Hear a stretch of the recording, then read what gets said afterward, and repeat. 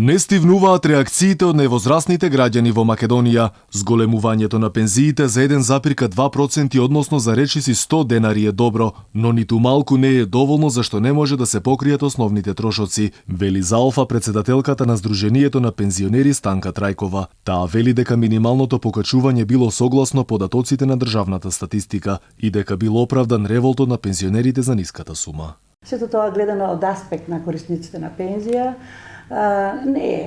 тие смета дека ова не е доволно, дека пензиите треба да се зголемуваат со поголем процент. Согласувањето на пензиите согласно порастот на трошоците на животот како податок го добиваме од Републичкиот завод за статистика.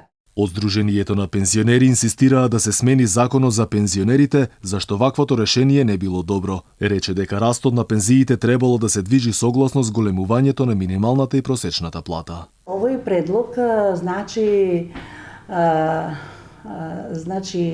потреба од менување на законот за пензиско и инвалидско осигурување.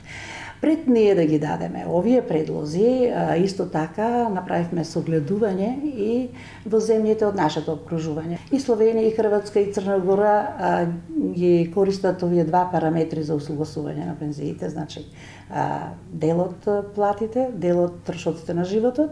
Претходно остро реагираше и поранешниот прв човек на Сдруженијето на пензионери Драги Аргировски. Тој рече дека со тие пари кои треба да ги добијат, не можеле ниту чоколада да им купат на нивните внуци, а камоли да останел некој денар за лекови кои во ова време им биле и повеќе од потребни. Потребно е, рече, линеарно зголемување на пензиите од 1000 денари, а не вакво замајување на пензионерите. Инаку минимална пензија од 9 до 12.000 денари земаат 94.510 пензионери. Неголемиот дел од нив, или близу 204.000, добиваат меѓу 12 и 14.000 денари. Инаку во земјава има вкупно 325.081 пензионер.